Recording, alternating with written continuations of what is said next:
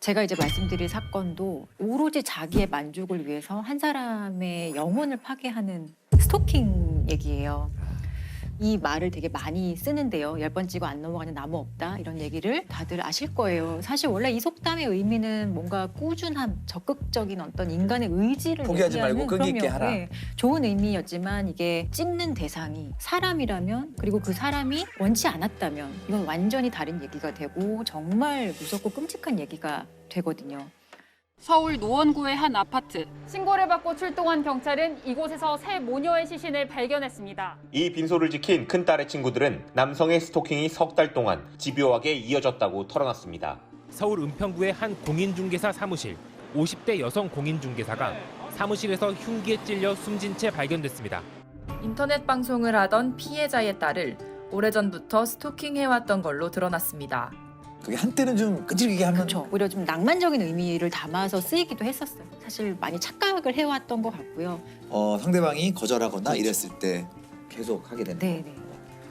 작년 10월 21일부터 스토킹 범죄 처벌 등에 관한 법률이 시행이 되면서 이제는 처벌받는 행위가 된 거죠. 헤어진 남자친구가 자신이 죽었다는 부고 문자를 보내고 공인인증서까지 도용한다면 당사자에게는 공포 그 자체겠죠. 근데 이렇게 심각한 스토킹도 처벌이 잘 안 됩니다. 스토킹은 피해자가 받는 큰 고통에 비해서 여전히 벌금 8만 원 경범죄에 해당합니다. 그래서 이걸 처벌하기 위한 관련 법안까지 발의돼 있는데 국회 문턱을 여전히 넘지 못하고 있습니다. 관련 법안이 14건이나 발의됐지만 모두 국회에서 잠자고 있습니다. 우리는 99년부터 국회에서 발의는 시도가 네. 항상 됐어요. 네. 어떤 국회든지 발의가 안 됐던 국회는 없었거든요. 근데 22년 만에 통과가 되고 이제 시행이 된 게 작년이에요. 근데 스토킹이요? 예. 근데 이미 사실 우리가 알고 있는 어떤 주요 선진국들은 90년대에 이 스토킹 행위를 법률적으로 제재하는 거에 대한 법률적인 정비는 다 마쳤고요. 이웃나라 일본 같은 경우도 2000년에 이미 스토커 규제법이라는 법률을 만들어서 형사처벌해 오고 있었어요. 우리는 정말 이거를 환영하기에는 너무너무 늦은 거죠. 국회는 그동안 스토킹과 애정 표현을 구별하기 어렵다며 입법을 미뤄왔습니다. 유가족들은 많이 늦었지만 이 법이 꼭 제대로 시행되길 바란다고 했습니다. 제가 듣기로는 시행 첫날에 전주에서 첫 사례가 예, 맞아요. 나왔다고요? 10월 21일 00시부터 시행이 되는 거거든요. 1시간이 지난 새벽 1시에 전주의 한 아파트에서 헤어진 남자친구가 계속 초인종을 누르는 거예요. 그래서 여자분이 경찰에 신고를 하고 경찰이 출동을 해요. 스토킹 처벌법으로 처벌받을 수 있습니다. 그만하세요라고 했는데 경찰이 돌아간 후에 1시간 후에 또 벨을 누르거든요. 네. 그래서 경찰이 다시 와서 현행범으로 바로 체포를 해갔어요.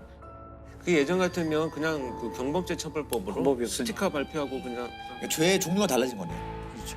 이게 스토킹 처벌법이 적용된 최초의 사건이 되는 거죠. 스토킹 처벌법이라는 건 정확히 어떤 거? 스토킹 처벌법은 이제 스토킹 행위에 대해서 법률이 5가지를 딱 규정을 해놓고 있고요. 대표적인 게 따라가거나 접근하거나 진로를 방해하는 행위, 그리고 문자, 전화 이런 식으로 연락을 한다든지 어떤 물건을 상대방의 살고 있는 주거지나 갖다 놓는다든지 주거지 근처에 어떤 물건을 훼손한다든지.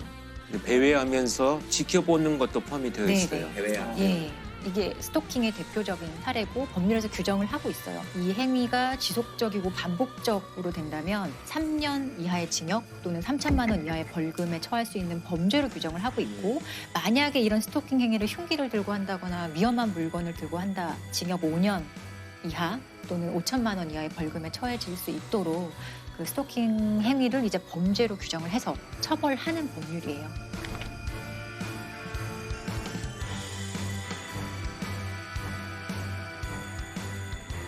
변호사님께서 직접 스토킹 사건 피해자를 좀 변호하신 스토킹 적이 있으시죠? 예. 제가 기억나는 사건 중에 하나는 2020년 초에 이제 N번방 사건으로 디지털 성폭력과 성착취의 어떤 실태와 현황을 보고 많이 충격을 받았잖아요. 여성들을 협박해 촬영한 성착취물을 텔레그램에 유포한 이른바 N번방 사건과 관련해 경찰이 124명을 검거했습니다. 26만 명으로 추산되는 대화방 회원들에 대한 수사도 본격화하고 있습니다. 조주빈과 이제 그 성착취 영상물에 관여한 주범들의 조금 가려진 공범 하나가 있어요. 강모 씨라는 공범인데, 네네. 강모 씨가 이 9년 동안 한 피해자 피해 여성을 스토킹을 했었거든요. 근데 그 혐의로도 기소가 되어서 재판을 받게 되었었고 재판 과정에서 이 스토킹 피해자를 제가 변호를 했던 사안인데 저는 이게 사실 가장 기억에 남는 스토킹 피해 사건이에요. 사건은 2012년으로 좀 거슬러 올라가게 됐는데요. 이때 처음으로 만나게 된 거죠. 이 피해자와 가해자가 만나게 됐고 피해자, 그러니까 대상자가 고등학교 때 담임 선생님이었던 여성이었어요. 학생 때 이미 스토킹을 한 거예요? 이 가해자 학생이 그러니까 당시에는 고등학생이었는데 학교 생활에 조금 적응 못하고 사회성에 조금 문제가 있어서 선생님이 여러 도움을 많이 줬다고 해요. 근데 그러던 과정에서 이 가해자는 이 선생님한테 조금 의존하게 되고 그게 발전해서 집착하게 되고 스토킹이 시작이 된 거거든요. 근데 이런 게 학교에서도 선생님이 너무 힘들고 하니까 반을 조금 분리하는 방식으로 거리를 좀 두려고 노력을 했었는데 그 과정에서 이 학생은 그걸 받아들이지 않고 자퇴를 해버려요. 네. 그런 성향만 보더라도 사실 어떤 사람인지 대강 짐작은 아마 가실 거예요. 자퇴하고 나서 본격적인 이제 협박 형식의 스토킹이 시작이 되는데 대표적으로 쿼터카를 들고 학교에 찾아와서 선생님을 협박한다든지 그리고 선생님이 살고 있는 집 앞에 빨간색 펜으로 선생님의 주민번호 그리고 같이 살고 있는 가족의 주민번호를 막 써놔요. 난 다 알고 있다는 걸 보여주는 거죠. 너의 개인정보 내가 다 알고 있어. 가족 것까지. 또 선생님의 뭐 차량을 훼손하는 것도 있었고 너무 일상적인 일이 되어버렸던 거예요. 그러니까 제자기 때문에 더 그렇죠. 누르셨을 것 같아요. 예. 이게 되게 사실 끔찍해서 제가 다 말씀을 드리기가 어려울 정도의 행동을 해요.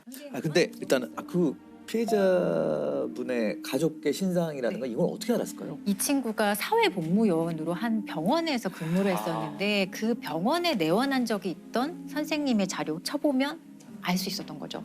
조주빈의 공범 강 씨는 지난 2017년 이곳에서 사회복무요원으로 근무했습니다. 자신이 스토킹하던 30대 여성의 개인정보를 빼내 수십 차례 편지와 문자메시지 등을 보내는 등 협박을 일삼다 구속됐고 그거 진짜 그런 병원이나 이런 데서 그런 정보 알 수 있는 사람도 좀 제한해야 돼. 당연히 제한해야 되고 처벌해야 됩니다. 지금 일어나는 강력범죄의 발단은 개인정보 유출이 거의 대부분이에요. 흥신소와도 연결이 되어 있고 개인정보가 사실 아무것도 아닌 것 같을 수 있지만 동기와 수단으로 활용되는 데 있어서 정말 위험한 거죠. 그래서 참다 못한 선생님이 결국에 고소를 하게 됩니다. 그때는 스토킹 처벌법이 없었지만 사실은 이런 스토킹 행위의 어떤 개별적인 행위가 현행법상의 범죄에 해당한다면 그 범죄로는 당연히 처벌이 되었거든요. 처벌 기준이 어떻게 되나요? 이 가해자 같은 경우는 상습 협박이에요. 1년 2개월의 실형을 선고받고 구치소에 수감을 하게 되죠. 1년 2개월 동안. 이분이 고통받았던 기간은 1년 2개월의 형사리보다 더 힘들었을 텐데 좀 불공평한. 법원은 범행이 장기간 동안 이뤄졌고 협박 내용이 매우 잔혹하다면서도 피고인이 반성하고 있고 정신질환을 앓는 점을 고려했다고 밝혔습니다. 자, 그럼 1년 2개월 동안 스토킹 행위가 중단이 되었을까? 아니에요. 구치소에서도 협박 편지를 써서 선생님한테 보냅니다. 여기 있는 거? 여기도 어차피 사람 사는 곳이야. 난 반성하지 않아. 라는 취지로 선생님한테 또 협박 편지를 보내요. 선생님 얼마나 무섭겠어요. 심지어 그 교도소 안에서도 이런 식으로 협박 편지를 보냈던 아이니 출소하면 당연히 또 협박이 이어졌겠죠. 출소하기 이틀 전에 이사도 가고요. 전화번호는 이미 수없이 바꿨겠죠. 그리고 선생님이 되게 오랫동안 고생해서 주민등록번호도 변경을 합니다.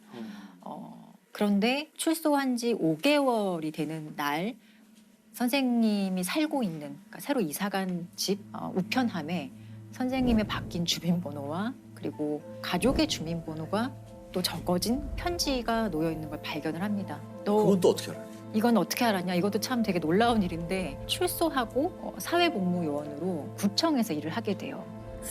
이해가지 않으시죠? 이런 전력이 있는 사람이 또 신상 정보를 알 수 있는데 또 그렇죠. 구청에 사실 우리 뭐 개인정보 다 가지고 있는 거잖아요. 어떤 증명서 발급하고 이럴 때 주민번호, 이름 있으면 다 발급할 수 있는 건데 사실 사회복무요원은 접근 권한이 없어요. 없는데 그러니까 잘못된 방식으로 일을 한 거죠. 그러니까 실제로 이게 당시에 N번방 사건과 함께 좀 얘기가 되면서 많은 사람들이 충격을 받았어요. 박사방 운영자 조주빈은 공익근무 요원들에게 신상 정보를 받아서 피해 여성들을 협박했죠. 공익요원에게 한 건당 15만 원씩 주겠다고 제안하는 것으로 드러났습니다. 공익근무 요원 강모 씨도 개인정보를 빼내 수차례 조주빈에게 건넸지만 60만 원밖에 못 받았다고 주장했습니다. 황당한 건 복무기간이 남은 강 씨가 출소 9일 만에 구청 공익으로 배치돼 개인정보에 또다시 접근할 수 있게 됐단 겁니다. 구청은 과거 강 씨가 개인정보 유출 관련 전과가 있는지도 전혀 몰랐습니다. 아니 근데 그렇게 뭐 어떤 혐의로 갔다 왔는지 몰라도 1년 2개월 실형 갔다 오는 거는 되게 큰 거잖아요. 무슨 범죄든 간에. 근데 그 당시에 병무청에서도 사실 사과를 했었어요. 이유는 무엇이냐고 물었더니 정말 저희 납득하지 않지만 정가와 관련된 거는 너무 민감한 개인정보이기 때문에 우리는 제공받지 않는다. 몰랐다는 거예요. 그 개인정보는 보호가 되는 거죠. 아니 근데 우리가 보호해줄 사람 이런 식의 보호를 하기 위해서 개인정보법 같은 게 있는 게 아니거든요. 아무튼 얘는 사회복무요원으로 구청에 다시 들어가서 일을 해요. 개인정보와 관련된 일을.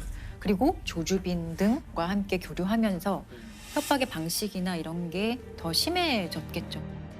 이 스토킹 가해자는 이 선생님의 아이를 죽이기 위해서 조주빈에게 400만 원을 주면서 살인을 예비해요. 그러니까 좀 보복해달라. 진짜 실행에 옮기려고. 살인 첨보를 첨보를 실제로 400만 원을 주고 하고 실제로 살인 예비죄로도 유죄를 받았어요. 나는 죽이려고 한 목적은 없다. 그냥 뭐 보복을 해달라는 얘기지. 그게 죽여달라는 얘기는 아니다. 이런 식으로 재판에서 주장했지만 받아들여지지 않고 살인 예비죄도 인정이 됐고. 공범의 담임 선생님이었던 피해자는 제자에게 긴 세월 스토킹을 당하다가 딸의 목숨까지 빼앗길 뻔했습니다. 조주빈에게 A씨 딸의 살해를 청탁하고 400만 원을 건넸습니다. A씨의 연락처와 딸의 어린이집 주소 등을 넘겼습니다. 조주빈은 강 씨에게 A씨의 딸에게 독극물을 쓰겠다는 메시지까지 남겼습니다. 강 씨는 흉기를 들고 찾아가기도 했고 어린 딸을 협박하는 문자도 수차례 보냈습니다. 어떤 얘기를 하냐면 우리나라 법 좋아. 나는 심신미약으로 3년만 살다 나오면 돼. 이런 말을 아무렇지도 않게 해요. 그래서 선생님이 결국에는 도저히 참을 수 없어서 이제 또 다시 고소를 했고 이 N번방의 사건과 함께 이제 사건이 진행돼서 13년형이 이제 확정이 된 상태예요. 13년 뒤에 선생님한테는 13년도 그렇죠. 이 13년 뒤가 문제죠, 실제로는. 지금 나이가 20대인 거죠. 네. 그러니까요. N번방 관련된 피고인들은 다 20대 초중반. 선생님이 이 고소를 한 이후에 너무너무 고통스러워서 이 신상 공개를 좀 요구를 해요. 이 가해자 좀 신상 공개를 해서 사람들이 좀 모두 알아봤으면 좋겠다라는 식으로 국민청원을 하고 그 국민청원에 51만 명이나 사실 동의를 했고 당시에는 되게 뜨거운 이슈였어요. 청원글은 게시 하루 만에 30만 명 가까이 동의하는 등 큰 호응을 얻고 있습니다. 청원인은 강 씨 신상 정보를 제발 공개해달라며 신상 공개가 안 된다면 그 다음 누군가가 이 세상에 없을 수도 있다고 호소했습니다. 좀 이런 얘기를 올리신 게 있는데 사실 이게 되게 스토킹 피해자가 겪는 전형적인 고통과 끔찍함과 어떤 무력감을 잘 담은 것 같아서 제가 한번 읽어드릴게요. 실형을 살고 나와도 달라진 것이 없는데 저는 이제 어떻게 해야 할까요? 아이의 이름, 주민번호, 어린이집까지 모두 다 알고 있는데 이제는 어떻게 도망갈 수 있을까요? 저에겐 이름이 몇 개가 생길까요? 주차장에서 언제쯤이면 마음 편히 집에 들어갈 수 있을까요? 지금은 아이가 어려 부모가 옆에 있지만 나중에는 그 사람 얼굴도 모르는 우리 아이에게 무슨 일이 벌어지면 전 어떻게 살 수 있을까요? 언제쯤이면 발 뻗고 잘 수 있을까요? 라는 얘기를 했는데 너무 무섭죠. 이게 스토킹이 되게 막연하다고 생각하실 수 있지만 실제로 그냥 이 사건 한 번만 이 피해자 입장에서 바라봐 준다면 하루를 그냥 온전하게 보내기도 정말 어려운 게 스토킹 피해거든요.